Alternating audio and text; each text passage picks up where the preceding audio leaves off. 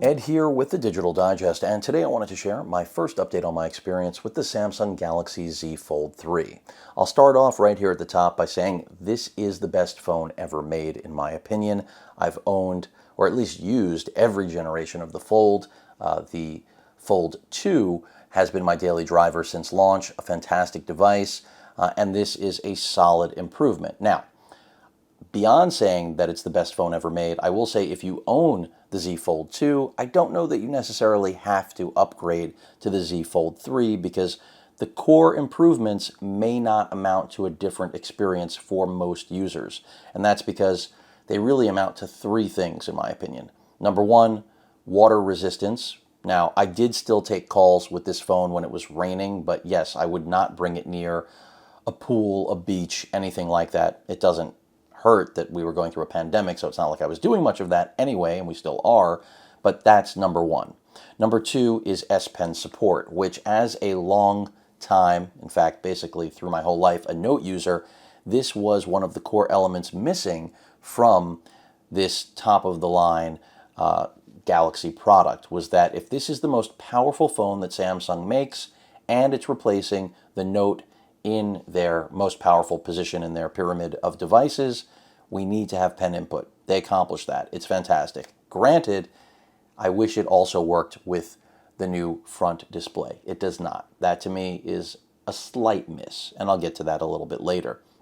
And last but not least, beyond water resistance and S Pen, is that with this front display, we now have uniformity on refresh rate, which means on this generation, the second gen, we had a 60 hertz panel. Here we have a 120 hertz panel. I say that because for those of you that don't know, the internal display on Gen 2 moved from Gen 1, which was a 60 hertz panel, to a 120 hertz panel. They also got rid of the notch. They also, unfortunately, this tends to be the case with at least the Fold iterations, they took 2 steps forward, 1 step backwards. Or you could say 1 step forward and 2 steps backwards. It really depends on how you look at things.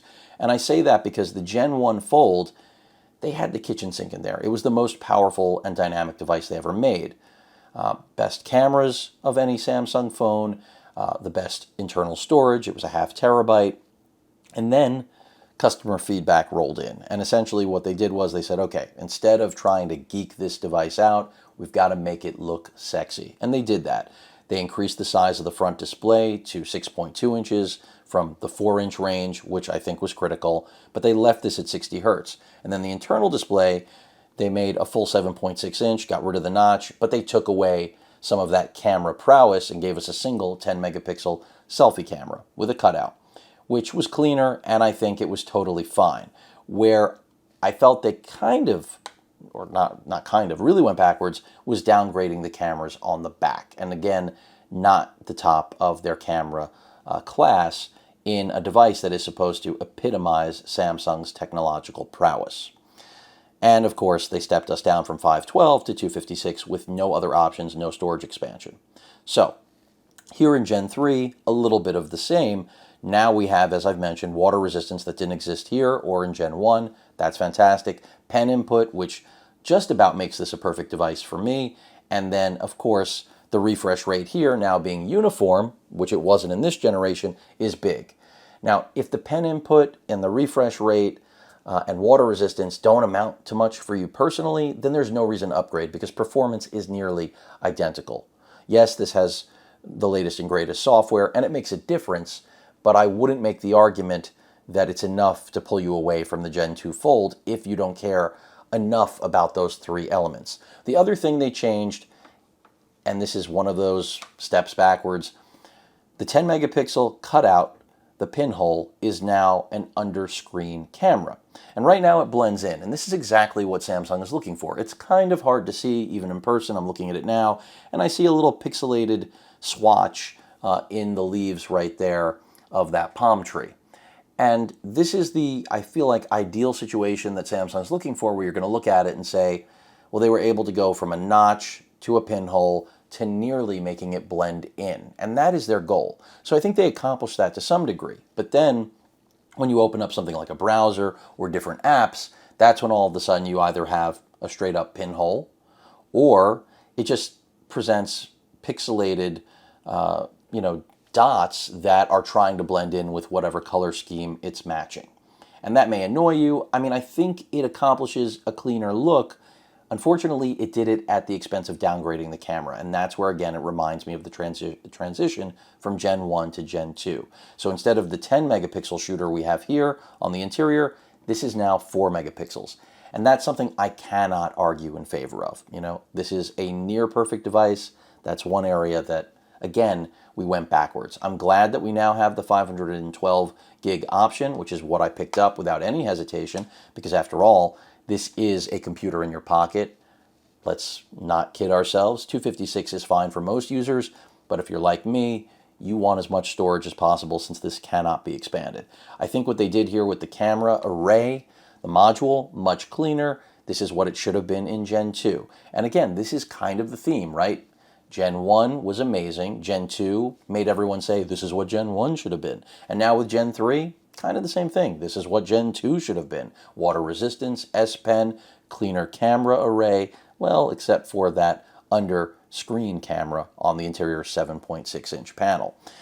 So they've done a lot of things right. Now again, for the people who say this is too thick, this was true of Gen 1 and Gen 2 and still here in Gen 3. And again, that criticism just leaves me scratching my head, because if you think a phone like this, which is essentially two devices in one, a candy bar, 6.2-inch phone at its front display that then converts into a 7.6-inch tablet, if you're worried about how thick this is going to be, stick to candy bar phones.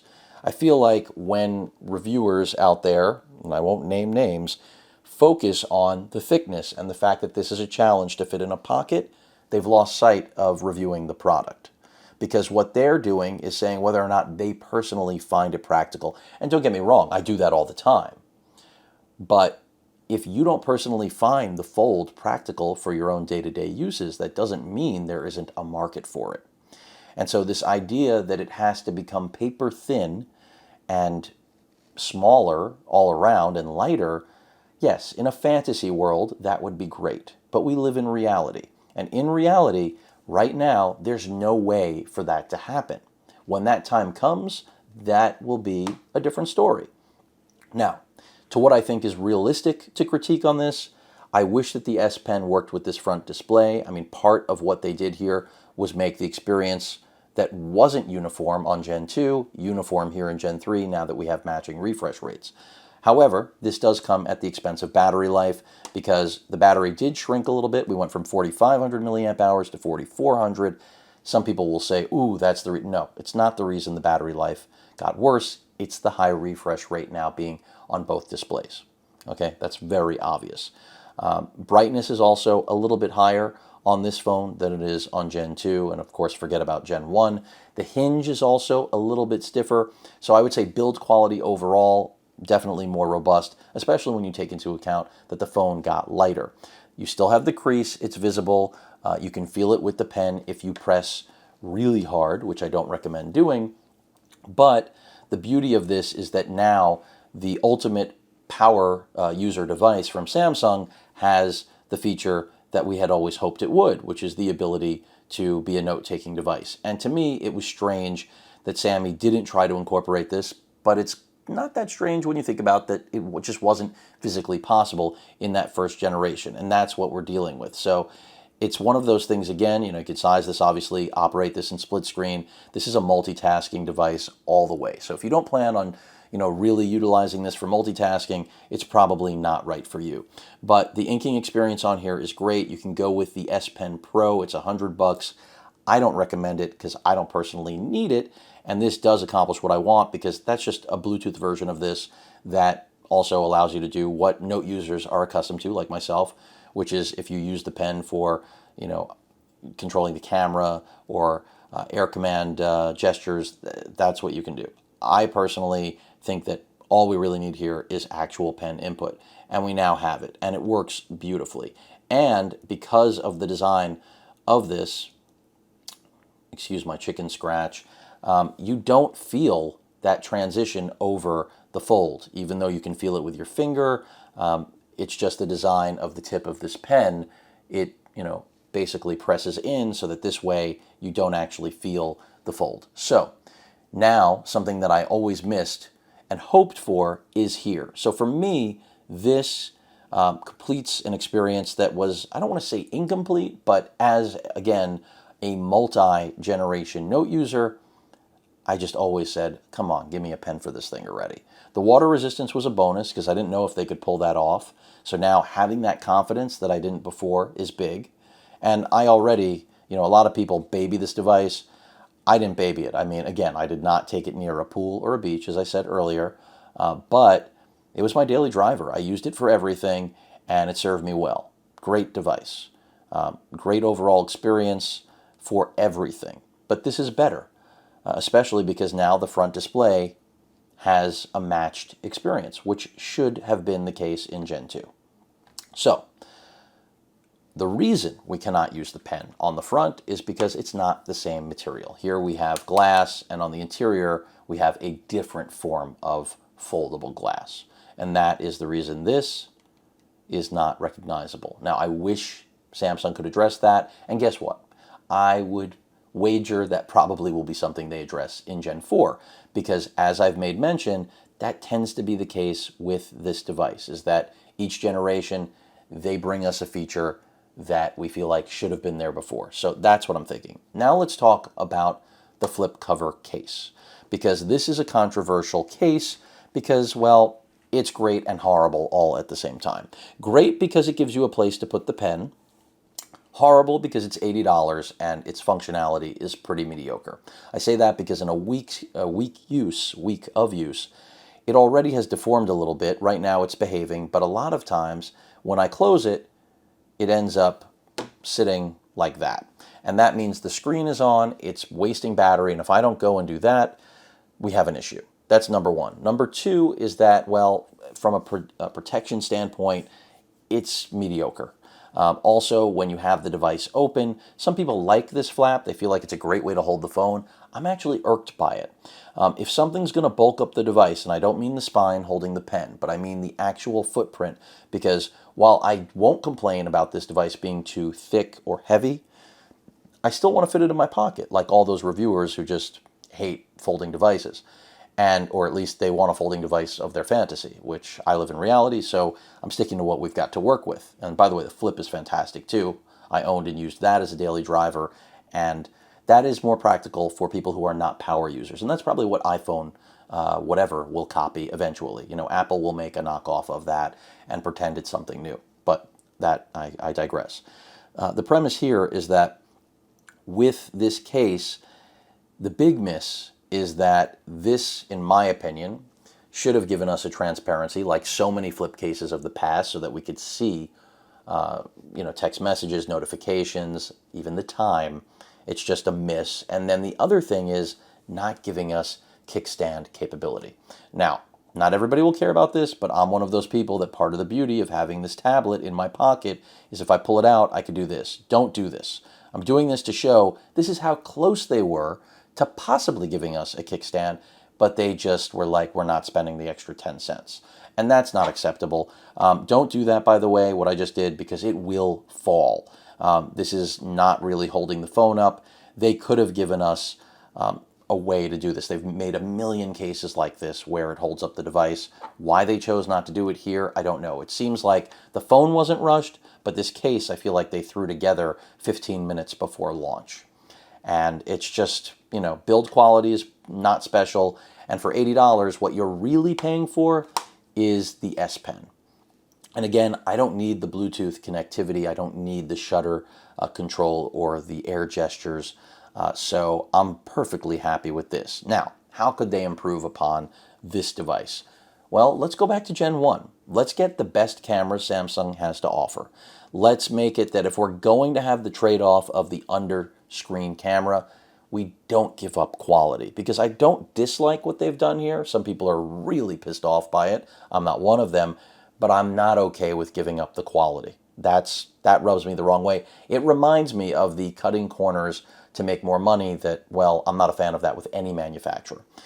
And so that's another thing. So let's get the camera quality back to what it should be. Let's get the best cameras overall. that Samsung has in their portfolio, both on the front, interior, and rear, which we don't have. And these are fine, by the way. They're not bad. You know, you've got 12 megapixels across the array, wide telephoto, you know, and essentially the standard, and there's nothing wrong with it. We have 4K video. That's another thing where I don't need 8K video, but Sammy, you're putting 8K video on phones that are almost half the price of this. What are you thinking?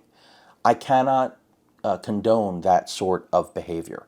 So those are the things that bother me the most. I'm not even pissed off by the fact they don't give a power brick, because God knows at this point, if like me, you're buying a phone like this, you probably have a million power bricks already, and this is not an excuse, it's just the truth. And even if you don't, picking one up is not expensive. You know, their pitch is that they're doing it for the environment. I'm all for that if it's true. If it's a way to just somehow save $1 on their behalf, that's not cool. But I'm okay with the power brick less experience, because also remember, they didn't improve the actual charging speed on this. That's another thing in Gen 4. Sammy, let's get this beyond 25-watt charging. So many manufacturers are like blatantly breaking barriers on quick charge. You used to be that manufacturer. You've become a little complacent, like the fruit maker. So cut that out. You're still innovating in a way that, you know, you're making the only device that's this good on Earth. Come on, match it with a charger. I mean, so that's my biggest critique right now, is that I want to see Sammy up the camera game. I want to see them up the charging speed. Battery life, yeah, it could be improved, but I'm okay with that, because what competing devices do we have? I mean, really none. And yes, you could all in the comments talk about Chinese manufacturers that make folding phones. I'm not buying them, so it doesn't matter. It's just like moot. It's the end of the story.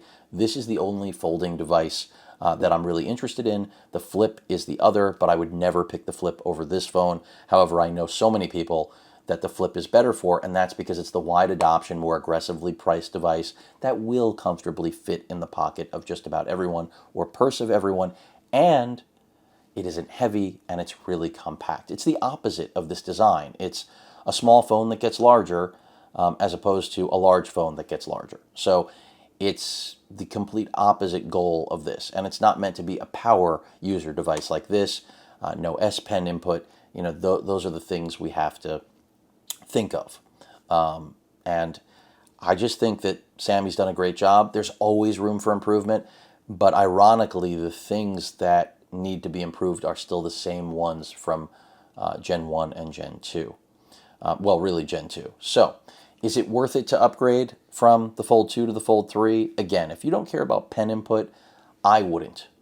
Even with the 60 hertz display and the fact that there's no water resistance, so many people have gotten this thing wet, myself included. Nothing happened to it, but there is peace of mind with this. Another thing you have to be aware of is there's a reason Samsung was willing to give their Samsung Care for a year for free with this device and not with this device, and that's because they know the build quality is better.